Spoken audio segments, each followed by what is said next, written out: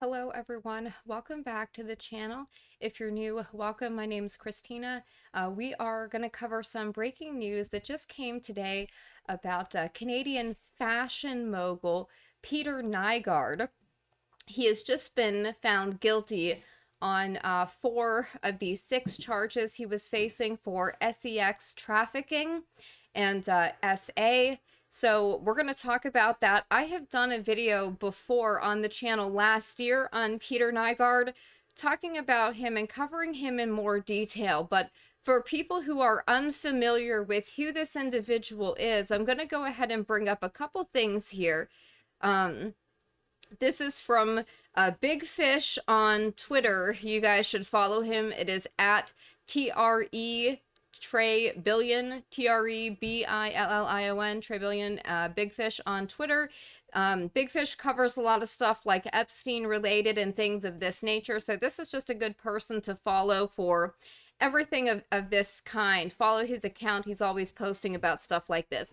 He posted in October of last year, the trial of ex-Canadian fashion mogul and Bill Gates' business partner Peter Nygard will take place in the fall of 2023. The 81-year-old faces 11 charges of SA and forcible confinement. He will then face similar charges in the United States. And he links to this article here from ICI Toronto. Trial, this is again from October 2022. The trial of former Canadian fashion mogul Peter Nygard will take place in the fall of 2023. You can see a courtroom rendition there of what appears to be, I mean, based on visuals from this image alone, a demonic entity simply parading around in animated flesh. But anyways, that is simply my personal opinion. The SA trial of former fashion mogul Peter Nygard will begin September 11th, 2023. Interesting dates there. You know, I don't think that that is an accident. At the Toronto courthouse, Nygard was not in court this time for a hybrid hearing that lasted 5 minutes. Crown merely confirmed the dates were agreed between the two parties at a previous pretrial conference. The 81-year-old businessman had already opted for a jury trial after a brief appearance earlier this year. Nygard is charged with 11 counts of SA and forcible confinement. The complainant's allegations allegedly arose more than 20 years ago in its Toronto workshop. He's due to appear in court again in later October. He's imprisoned at Toronto South Detention Center, where he was being held since his transfer from Manitoba in October of 2021. 2 new charges were added earlier this year to the first 9 charges against 2 new complainants. So, we covered this when this occurred, and there's some more information here about him. I encourage you guys to watch the previous video I did on this channel. I will make sure that I link it in the video description. If you haven't watched that, I implore you to pause this video right here. Go watch that and listen to the details. They will make you so angry, and then come back and watch this one.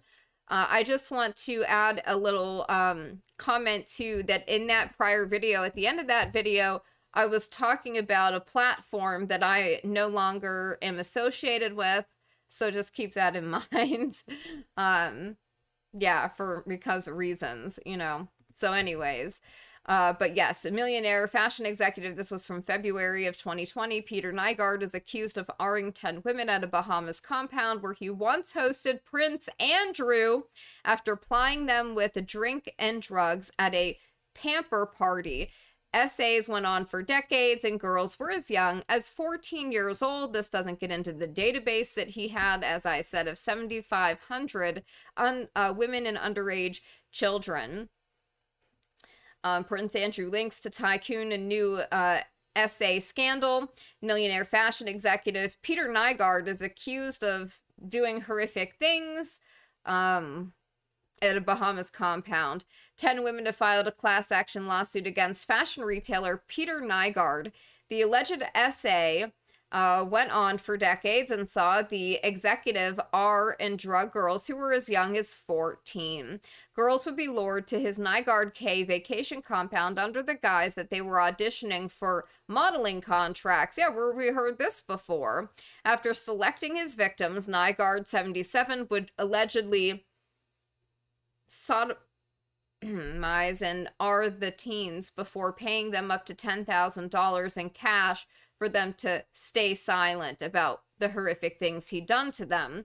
Girls were asked to, I don't even want to talk about this because it's so gross, guys. You can read this yourself. You can see what it's saying he was asking for. And again, I talk about this in the other video that I did. I really see no need to get into this again. But just understand that we're talking about some really awful people who have very powerful friends and associates. Okay, so just, again, more background information. Canadian clothing tycoon Nygard has been accused of luring at least 10 young teenagers to his mansion in the Bahamas under the guise that he would help them with their careers.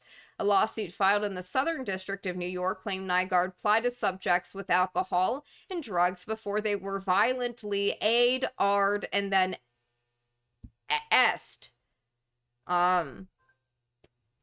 The case would prove embarrassing for Prince Andrew, who once stayed at Nygard's mansion, linking him to yet another high-profile billionaire accused of essaying young women.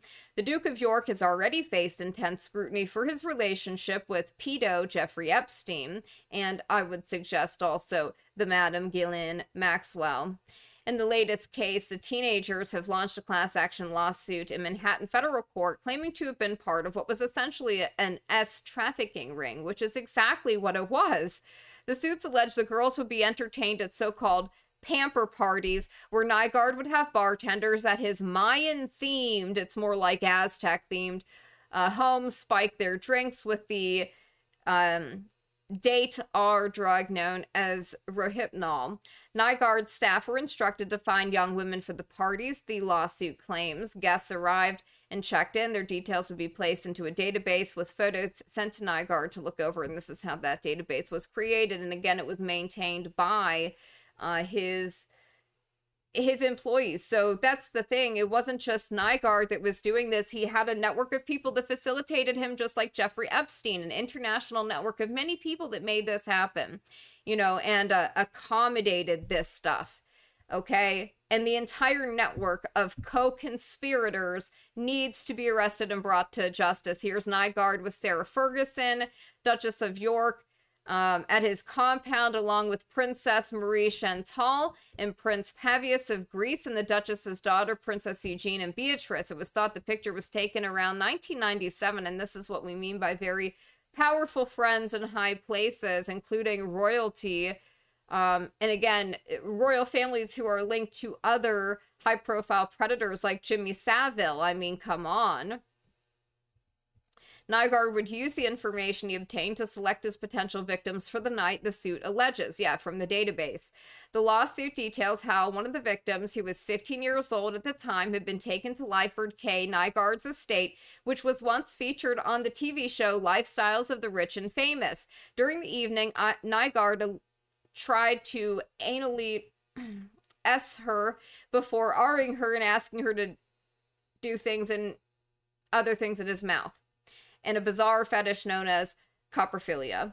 The filing states Nygard offered her $5,000 prior to R-ing her, and later offered her the $10,000 to do the other things, which is also disgusting. And it begins with the encounter, and again, this is a 15-year-old girl, of him showing her corn.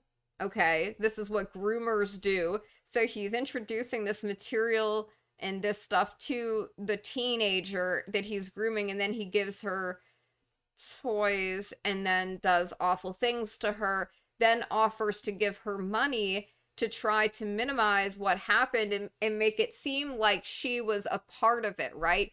Because if you, and these young girls are often very vulnerable, and they often come from not very wealthy families, which is how they end up in these situations in the first place. So if they do take the money after the horrible things that was done to them, they feel in a way that they sanctioned this activity, which is not true at all. And so I'm sure that makes them feel guilty or complicit, which is just very sad. This is coming from at Kath M. Lee 1 on Twitter or X, Dr. Catherine.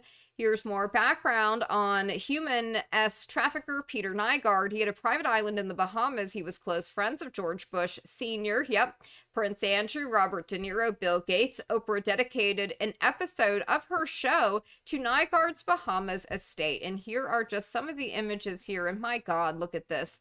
2 demons in flesh suits. You know, they say that a picture's worth 1,000 words, right? I'm interested to know, and you guys can tell me in the comments below, what comes to mind when you see these images?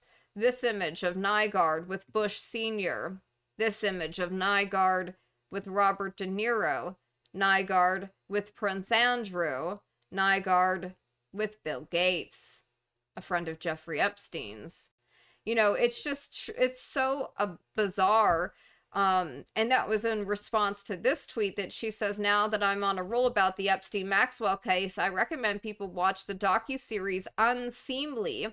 The Rock goes so deep with these ST rings. This will give you insight to how there's a massive amount of co-conspirators and powerful people are compromised.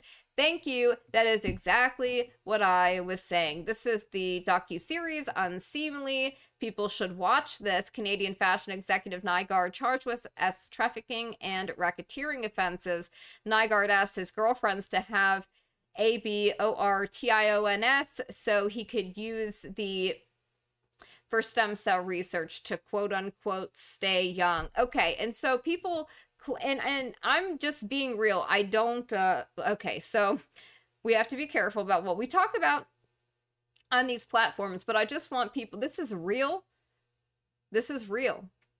That's for mainstream reporting. I mean, it's a well-known, and he's been found guilty. Yes, that's exactly what he was trying to do, and it's not just him.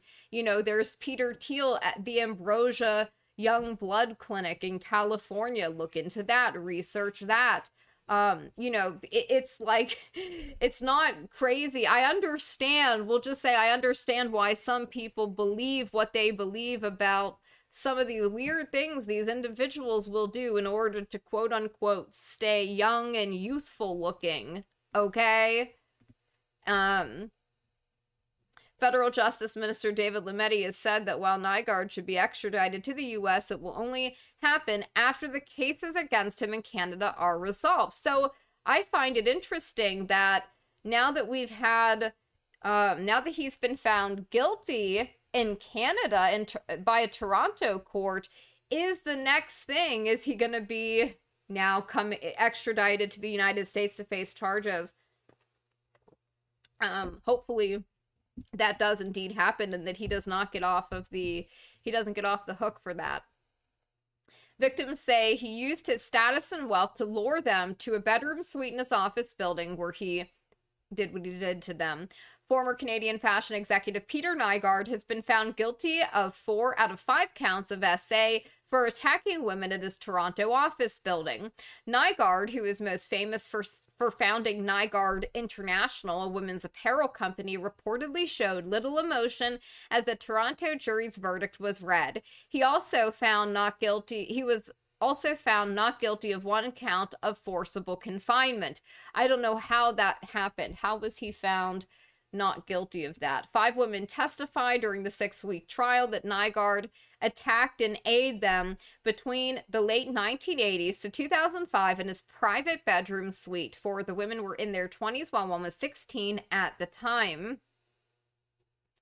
The women said Nygard offered them a tour of his Toronto office building that ended in his private bedroom suite, where he attacked them. Some of the women said Nygard's bedroom had a door with no handle on the inside, making them feel trapped with no way to exit. They also testified that the doors outside the bedroom could only be unlocked with a button inside the bedroom or a security code. One woman testified she begged Nygard multiple times to let her out before he agreed. During the trial, Nygard maintained he was not guilty, testifying he did not remember 4 of the 5 women or having any interaction with them. He also claimed there was a handle on the inside of the door to his bedroom. Quote, "What never occurred were the essays described by each of the complaints," Nygard's attorney Brian Greenspan insisted. He argued the women had testified against his client because they were part of a class action lawsuit in the United States. That civil lawsuit includes 57 women with allegations of A dating back to 1977 when some of the women were just 14 or 15 years old. That suit is currently on hold. Meanwhile, Nygard also faces SA charges in Manitoba and Quebec.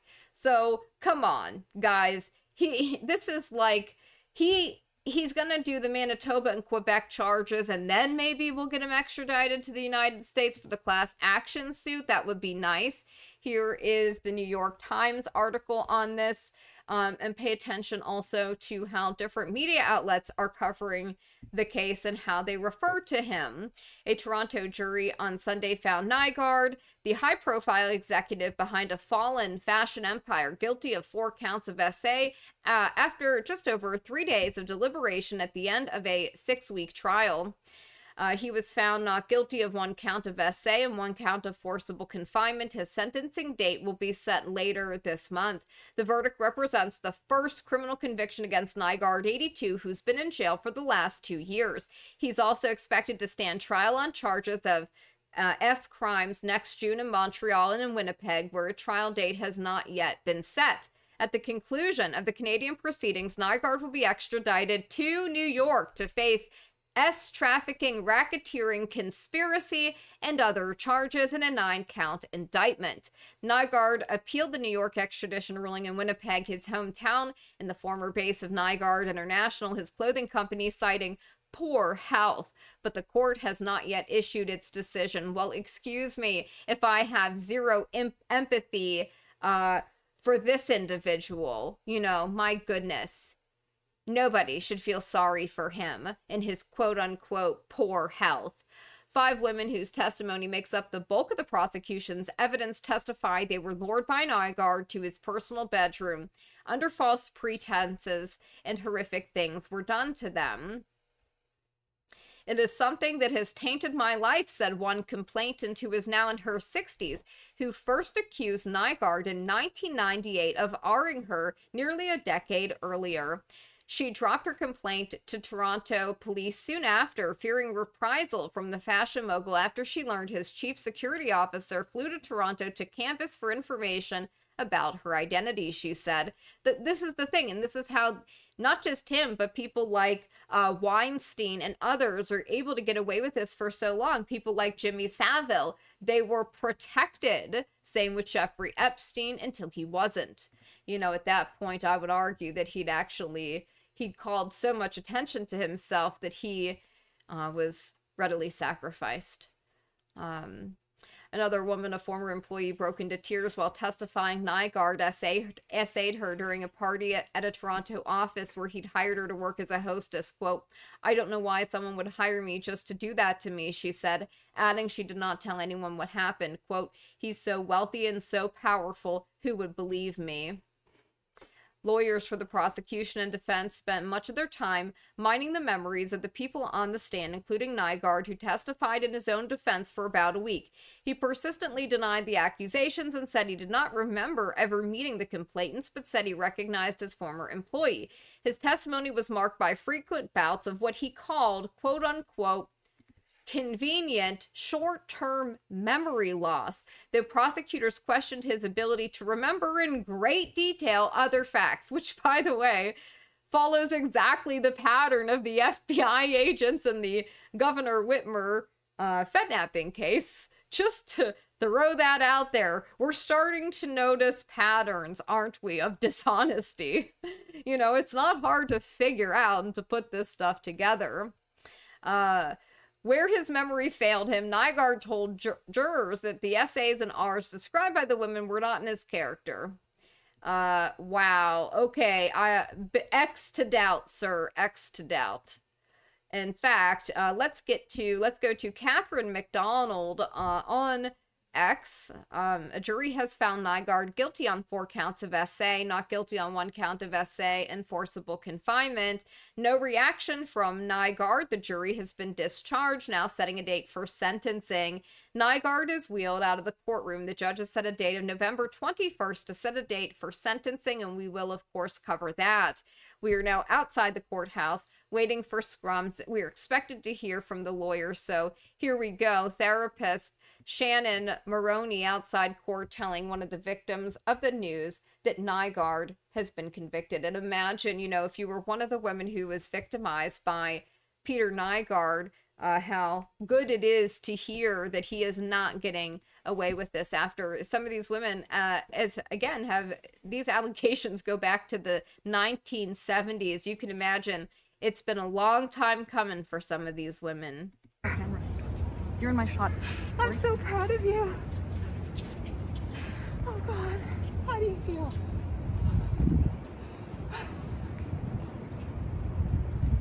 Oh, thank you. Thank you. We did it. Oh. Awesome. Okay, I'm gonna call the others, okay? It was not guilty. It was not guilty for one of them.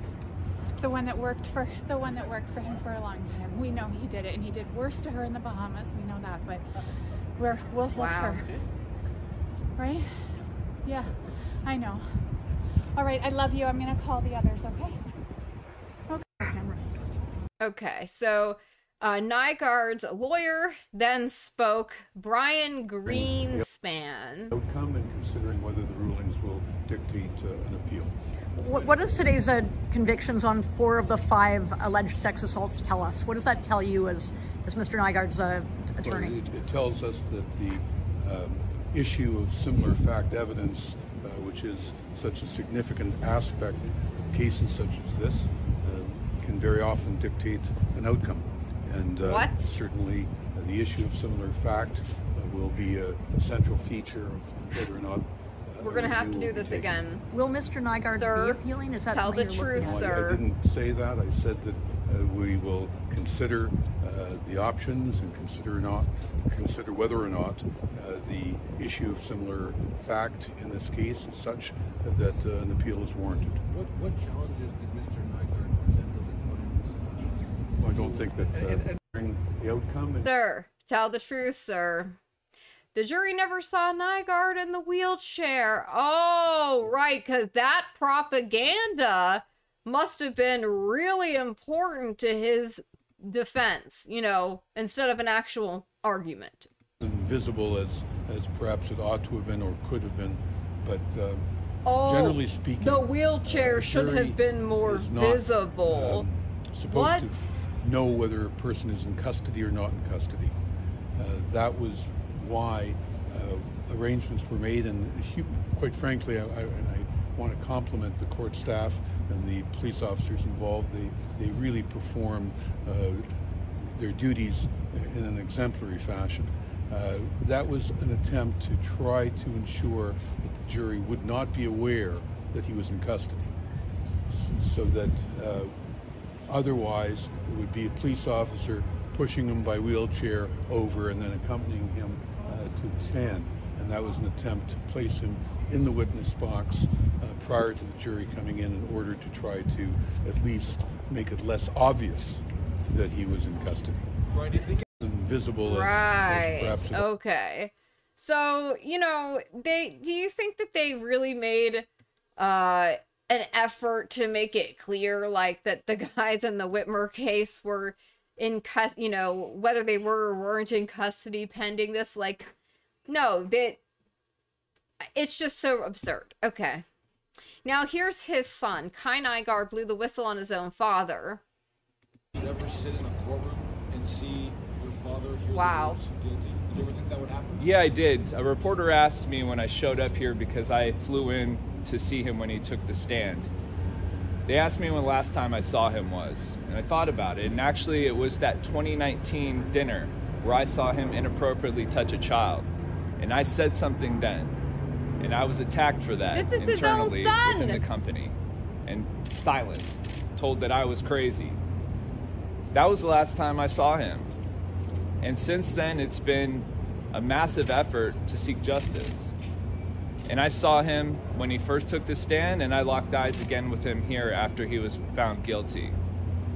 And for me, it was emotional, but again, I'd like to stress, there are so many survivors out there who this is their day. Did you ever sit in a courtroom? Yeah, that's a good point. The therapist gave another statement here. I'm a registered social worker, trauma therapist, and author. How are you feeling today, Shannon? All of my heart is with survivors. I've spoken with them. It's always so many different emotions. It's relief, it's victory, it's joy, it's pain, it's disappointment. This is a battle won in a much bigger war. So everyone's feeling everything, and the message from the survivors who have the guilty verdict in their names, share it not only with the one who didn't get the guilty verdict in this case, but with every other survivor, every other girl and woman who Peter Nygard has harmed, has stolen their lives from, their years from. As one said to me, he got to live his whole life exactly as he wanted until he was 80 years old. And for many of them, they have been in he's now going to prison, but they are still doing the work to get out of the prison of pain, shame, indignity, fear, lack of trust, all those things that they've suffered with for so many years. Have you spoken to the complainant? Yeah. Crown prosecutors speaking. Start off just by saying thank you to the jury for their considered deliberations. It's obvious they spent a lot of time and hard work working through a lot of evidence to get to the result that they did, and everyone is grateful for the efforts that they made. I also want to thank the Toronto Police Service Sex Crimes Unit. They did a lot of hard work in what was really a complicated investigation. And I want to make special mention of Detective Sergeant Hanlon and her whole team, especially Detective Rob Thomas, who did a lot of work for his interview with Mr. Nygard, and Detective Constable Scott Taylor and the Victim Witness Assistance Program here at the Ministry of the Attorney General for supporting all the women who came forward in this case. Most importantly, and perhaps obviously, I want to thank all the women who did come forward. They put their trust in us, in the police and the judicial process. And finally, I want to thank the friends and family and others who came forward to support these women. Their efforts were also infinitely important in the results that you've all heard today. This is a crime that typically happens in private and profoundly impacts human dignity. To stand up and recount those indignities in a public forum such as a courtroom is never easy and takes great courage. Everyone who came forward here is to be commended. Thank you very much. Neville, what was it like to hear guilty, guilty, guilty, guilty? This was not an easy case. We all know that sexual assault is a very difficult charge to prove. It was not an easy case. To hear the jury's verdict is to understand that they worked very hard at coming to the result, and certainly we feel that a just result was what the jury came up with at the end. Thank you, everyone. Okay, and one more clip of Kai, Mr. Nygard's son. Of course, of this blew the period of whistle on time, him. especially after that civil suit came out, it was a very intense 10 months where we didn't know if he was going to be a flight risk or not, and we had the information that this was a very dangerous and sick person. I personally was absolutely heartbroken when I found out this information. I was heartbroken to find out that there were something like 12 or 13 accused enablers executives that I knew who, according to the civil suit, knew or should have known something was going on? No, they knew. They were co-conspirators and they were facilitating his activities. He had a network of people that were making this happen everywhere that he went. But what this also says is that when you do come forward, when you go to the police, there is a path towards justice. And I'd like to encourage anyone who's watching this who is a victim of abuse to see if you can find that strength. Because these individuals who came forward, they were qualified to come forward. Many people didn't qualify to come forward. So they're really speaking for all of them. And sometimes I'll read comments on some of these articles and I'll see people say things like, oh, how brave, you came out 30 years later. Well, you don't understand what they're up against.